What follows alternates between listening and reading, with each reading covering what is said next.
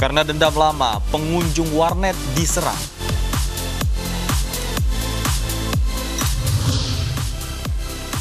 Positif COVID-19 di ibu kota meningkat. Pemprov DKI larang karantina mandiri di rumah.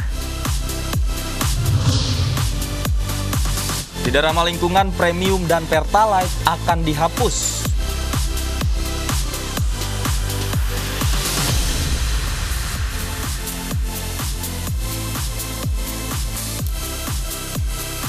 Selamat siang pemirsa, kasus perceraian di tengah pandemi meningkat di sejumlah daerah. Faktor ekonomi disebut-sebut menjadi penyebab utama tingginya kasus perceraian ini. Benarkah karena faktor ekonomi saja ataukah ada faktor lain yang ikut menjadi pencetus kasus perceraian ini? Akan menjadi topik bahasan kami siang hari ini bersama saya Davi Pratama. Dan saya Loviana Dian, inilah iNews Siang selengkapnya.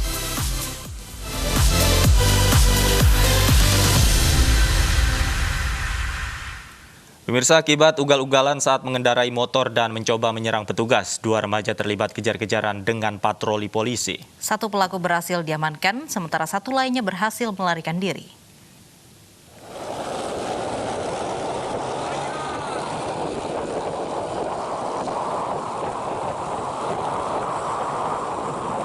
Aksi kejar-kejaran ini terjadi saat tim Thunder Polda Sulawesi Selatan berusaha menangkap remaja yang berkendara ugal-ugalan.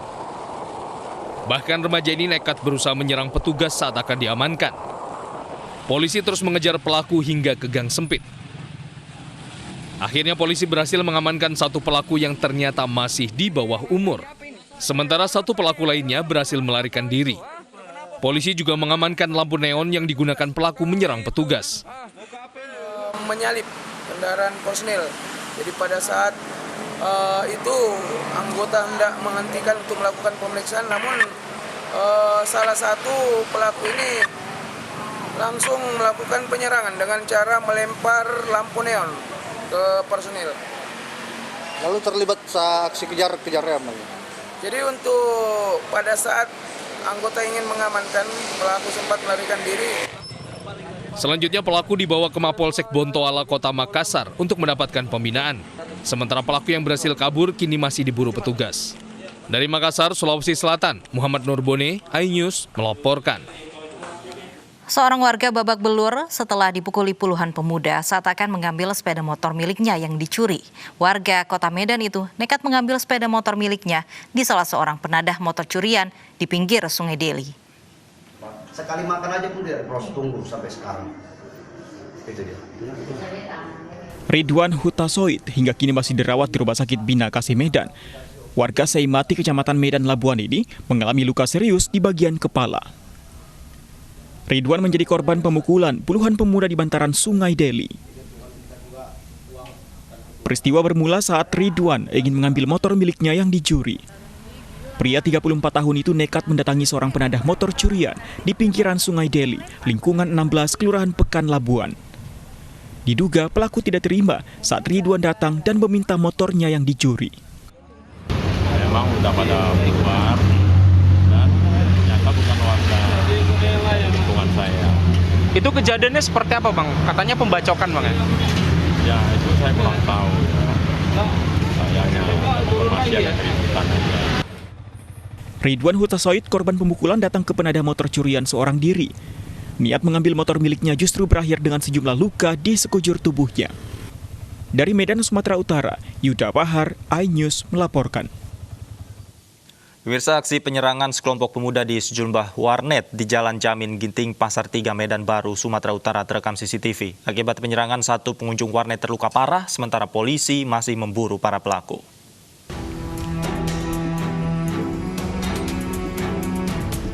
Inilah rekaman CCTV saat sekelompok pemuda bersenjata tajam menyerang warnet di Jalan Jamin Ginting Pasar 3, Medan Baru, Sumatera Utara. Dengan membabi buta, para pelaku menyerang pengunjung warnet. Salah satu pengunjung yang berusaha melawan pelaku terluka parah dan harus dievakuasi ke rumah sakit. Diduga para pelaku mengincar salah seorang pengunjung warnet gara-gara dendam lama. Korban inisial N diduga penganiayaan ini dilakukan oleh pelaku karena awalnya diawali oleh ribut-ribut di luar warnet, kemudian diduga pelaku membalas dengan mencoba untuk melukai korban. Udah teridentifikasi pelaku? Dugaan pelaku sudah berdasarkan saksi-saksi dan CCTV. Tapi tentunya kami mohon waktu supaya bisa diungkap lebih cepat.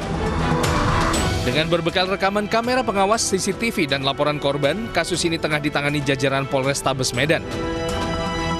Polisi kini masih memburu kelompok pemuda tersebut. Dari Medan, Sumatera Utara, Adi Palapa Harahap, iNews melaporkan. Truk pengangkut ayam terguling di kawasan Sawah Besar, Jakarta Pusat dini hari tadi. Truk sempat menabrak pohon sebelum terguling. Truk pengangkut ayam bernomor polisi B9138 UDD ini mengalami kecelakaan tunggal di Jalan Samanhudi, Pasar Baru, Sawah Besar, Jakarta Pusat. Kecelakaan terjadi saat truk hendak kembali ke kawasan Pulau Gadung setelah menurunkan muatan. Diduga supir truk kehilangan kendali karena jalanan yang licin akibat diguyur hujan. Truk pun menabrak trotoar dan pohon hingga akhirnya terguling di tengah jalan. Beruntung tidak ada korban jiwa, supir truk selamat dalam kecelakaan ini. Setirnya nggak bisa balik lagi. Apanya? Setirnya kekunci? Iya, setirnya. Abang dari mana mau kemana, Bang? Saya mau ke Pulau Gadung. Oh, Pulau Gadung. Iya. Bawa muatan apa sih, Bang? Ayam. Ayam. Kosong atau ada ayamnya juga bagaimana? Kosong, pulang ngirim. Oh, pulang ngirim. Pemirsa, lantaran emosi saat mengajar, seorang ibu tega menganiaya anaknya sendiri yang masih berusia 8 tahun di Malang, Jawa Timur. Video ketika si ibu menganiaya sang anak viral di media sosial. Beredar sebuah video berdurasi lebih dari 2 menit yang memperlihatkan seorang ibu di Kecamatan Turen, Malang, Jawa Timur menganiaya anak kandungnya sendiri menggunakan selang air berulang kali. Pasca viral, polisi memeriksa pelaku di Polres Malang. Pelaku mengaku emosi ketika membantu anaknya mengerjakan tugas sekolah. Amarah pelaku tak tertahankan karena sang anak tak kunjung paham dengan pelajaran matematikanya. Hingga kini, polisi telah memeriksa sejumlah orang dari pihak keluarga dan tetangga yang merekam video viral tersebut. Kondisi anak juga dalam kondisi baik secara fisik dan psikologis. Dalam kasus ini, polisi belum bisa memastikan apakah nanti dilakukan proses hukum atau bisa ditempuh melalui jalur lain. Pada saat proses mengajarkan itu ya biasalah, ya kan? Sudah diajarkan berkali-kali, tapi si anak ini ternyata belum bisa memahami maksud dari pelajaran yang disampaikan oleh ibunya. Terus akhirnya sempat emosi ibunya. Padahal mungkin kita kan nggak tahu kondisi psikis anak ini, kan mungkin udah capek, mungkin dia udah pengen main segala macam. Nah, akhirnya si ibu ini emosi, akhirnya sempat mengambil selang. Selang itu kemudian sempat dipukulkan ke kakinya si anak sebanyak 2 kali. Kemudian juga sempat menggigit tangan tangan kanan dari si anaknya ini sendiri. Nah, kemudian kesannya menjadi lebih besar karena si ibunya ini juga diiringi dengan marah-marah gitu, dengan ngomel-ngomel, dengan ngomong segala macam ini teriak-teriak, dan itu terus terang ya mungkin mengganggu ataupun termonitor akhirnya oleh warga-warga yang kebetulan berada di sekitar rumah. Perkembangan terbaru kasus penganiayaan anak di Malang, Jawa Timur, kita bergabung dengan Kasat Reskrim Polres Malang, ada AKP Tisnarto Andaru Rahyu Tomo. Selamat siang, Bapak. Baik, Pak, ini bagaimana sejauh ini pemeriksaan dari saksi-saksi terkait kasus penganiayaan anak? Oke, jadi kita mulai dari 2 hari yang lalu, Selasa malam, memang kejadian Selasa malam. Tanggal 1 September. Setelah habis maghrib, itu si ibu, MR, usia 30 tahun, terdengar teriak-teriak di dalam rumahnya. Nah, itulah mengundang keributan dari warga yang setelah selesai pulang dari sholat, kemudian mendatangi rumah daripada ibu tersebut, MR, dan si anak korban. Dan terlihat dari jendela, ibunya sedang berteriak dan memukulkan selang berulang kali kepada anaknya. Nah, video itu direkam, kemudian menjadi viral, dan sebenarnya pada malam itu juga sudah kami laksanakan pendekatan untuk mencari apa permasalahan tersebut tentunya dengan desa. Akhirnya keesokan harinya kami melakukan pemeriksaan terhadap saksi-saksi untuk mengungkap apa yang sudah terjadi di sana.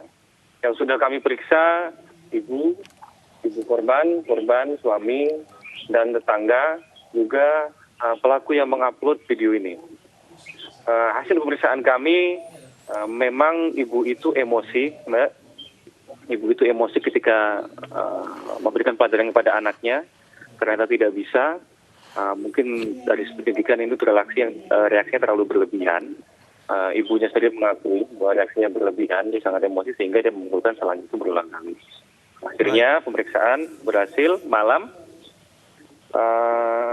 Ibunya menyesal sehingga kami berdiskusi dengan tim dari BP3A, Dinas dari Kabupaten, juga psikolog, juga dari desa.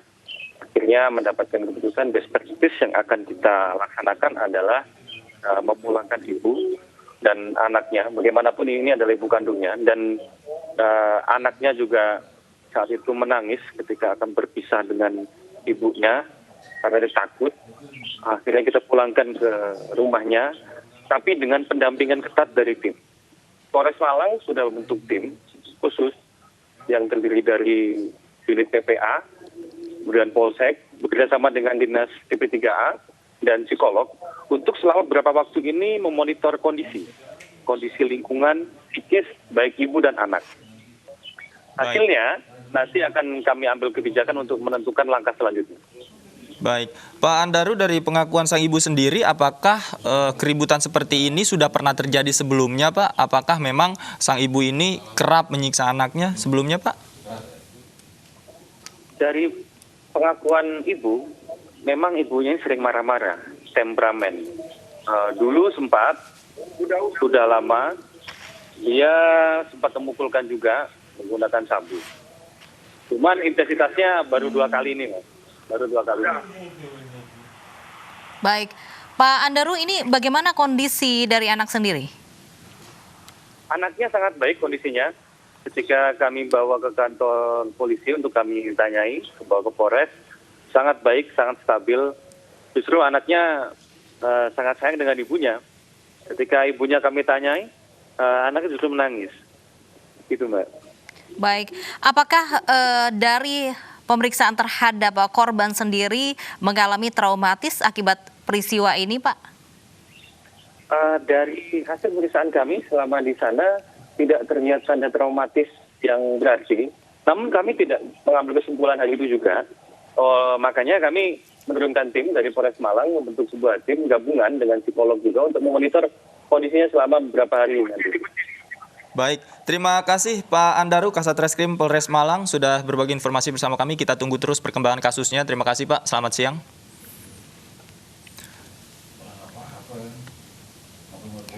Pasangan suami istri asal Kabupaten Nias Utara, Sumatera Utara menangis histeris di kantor Mapores Nias dengan membawa foto putrinya yang hilang diduga dibunuh. Mereka menuntut keadilan karena dinilai selama ini penyidik tidak serius menangani kasus tersebut.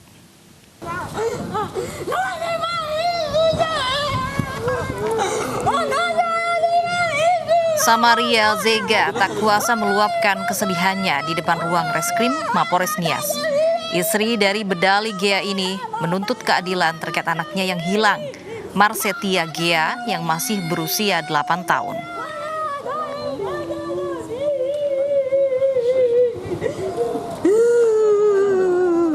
Warga desa Fulolo, Saloyo, Kecamatan Sitolu Ori, Nias Utara ini menuding pelaku yang membuat anaknya hilang adalah paman korban. Kecurigaan setelah paman korban meminta uang damai 20 juta rupiah. Marsetia Gea hilang sejak 25 Juli 2020 pukul 21 malam. Paman korban sengaja meninggalkan Marsetia di tepi sungai karena alasan banjir. Sementara Kasat Reskrim Polres Nias AKP Junisar Rudianto menyatakan pihaknya masih mengembangkan penyelidikan dan baru keluarga korban yang dimintai keterangan sejak laporan diterima sebulan lalu.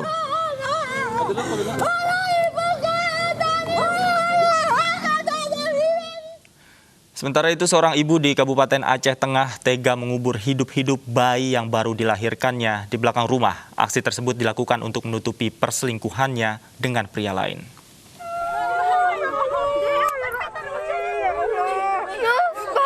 Video evakuasi bayi yang dikubur hidup-hidup oleh ibunya sendiri viral di media sosial. Peristiwa ini terjadi di Dusun Lukup Badak, Kampung Simpang Kelaping, Kecamatan Pegasing, Kabupaten Aceh Tengah. Tampak warga menemukan bayi yang dikubur di kedalaman kurang dari 1 meter. Bayi berjenis kelamin laki-laki ini langsung dimandikan. Para tetangga pun histeris menyaksikan bayi tersebut masih hidup dan lengkap dengan tali pusarnya. Namun sayang, bayi tersebut meninggal saat perjalanan ke rumah sakit. Polres Aceh Tengah pun segera mengamankan pelaku yang bukan lain adalah ibu kandung dari sang bayi. Bayi tersebut diduga merupakan hasil perselingkuhan dengan pria lain. Sementara suami pelaku tengah jalani hukuman di Rutan Aceh Tenggara. Karena mungkin dia merasa khawatir akan ketahuan oleh suaminya yang saat ini sedang mendekam di penjara di Aceh Tenggara, makanya dia langsung berbuat tindak pidana tersebut. Dia langsung menguburkan anaknya yang baru lahir itu di belakang rumahnya. Mungkin itu. Ya. Dari hasil hubungan gelap dengan inisial SP. Atas perbuatan menghilangkan nyawa anak di bawah umur, sang ibu dijerat dengan pasal perlindungan anak dengan ancaman 15 tahun penjara. Dari Kabupaten Aceh Tengah, Aceh, Yusradi, iNews melaporkan. Seorang bayi yang baru lahir ditemukan warga di tengah sawah di Tangerang, Banten. Beruntung bayi yang diduga dibuang orang tuanya dalam kondisi sehat. Di sawah tuh lagi ngadu layangan, Masya Allah. Tuh. Iya, Masya Allah tuh. Astagfirullahaladzim. Warga desa Babakan Asem, Kecamatan Teluk Naga, Tangerang, Banten dikejutkan dengan penemuan bayi di persawahan Kampung Rawarotan. Samin tuh, samin. Ini dari sini nih. Pertama kali, tangisan bayi dengan kondisi baru lahir di tengah sawah ini mengundang perhatian warga yang sedang mengikuti lomba layangan.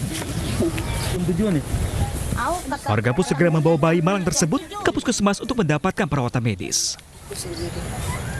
Dari hasil pemeriksaan kesehatan, kondisi bayi dalam keadaan sehat. Hasilnya bagus dan anaknya juga aktif ya, kalau dia bangun aktif. Udah kita kasih juga susu dari sini formula, ya normal. Beratnya juga yang pas ketemu ya 3 kilo, baru 2 hari ya. Saat ini masih di inkubator tuh ya? Iya, kadang ya kita untuk supaya stabil aja. Sebelumnya, kondisi bayi saat ditemukan dalam keadaan membiru akibat kedinginan. Diduga, bayi sengaja dibuang karena hasil hubungan tidak sah. Kini kondisi bayi semakin membaik dan akan diserahkan ke Dinas Sosial Kabupaten Tangerang. Dari Tangerang, Banten, Hasnugraha, iNews melaporkan. Pemirsa, 16 personil polisi dan 4 warga diperiksa sebagai saksi terkait kasus salah tembak yang menewaskan seorang pemuda di Makassar, Sulawesi Selatan. Polisi juga menyita 10 pucuk senjata api milik petugas untuk diuji balistik.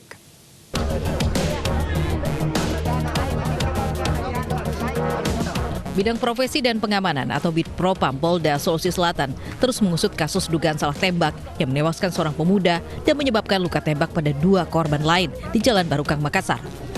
Sedikitnya 20 orang saksi telah diperiksa, terdiri dari 16 anggota polisi dari Polres Pelabuhan dan Polsek Ujung Tanah, beserta 4 warga lain yang berada di lokasi kejadian. Pemeriksaan ini penting untuk memperjelas kronologi salah tembak pada Minggu dini hari lalu, karena keterangan saksi dari polisi dan warga sedikit berbeda. Ini kan memang ada keterangan-keterangan yang kita ambil dari masing-masing orang yang terlibat kejadian tersebut. Keterangan-keterangan ini ada persesuaian, harus kita cocokkan persesuaiannya. Kemudian nanti juga bukti-bukti terkait penggunaan senjata api. Nah, ini semua akan kita porsikan dengan situasinya. Selain memeriksa saksi, petugas juga menyita 10 pucuk senjata api milik aparat kepolisian yang diduga dipakai saat insiden salah tembak untuk diuji balistik. Insiden salah tembak ini terjadi pada Minggu dini hari, 30 Agustus 2020 lalu. Seorang polisi berusaha membubarkan warga dengan melepas tembakan beberapa kali. Tembakan ini mengenai 3 pemuda dan menyebabkan luka serius di beberapa bagian tubuhnya. Salah satu korban meninggal dunia, sementara 2 korban yang lain kini telah diperbolehkan pulang. Dari Makassar, Sulawesi Selatan, Wahyu Ruslan, iNews melaporkan. Positif COVID-19 di ibu kota meningkat, razia masker terus digalakan. iNews yang akan kembali dengan informasinya sesaat lagi.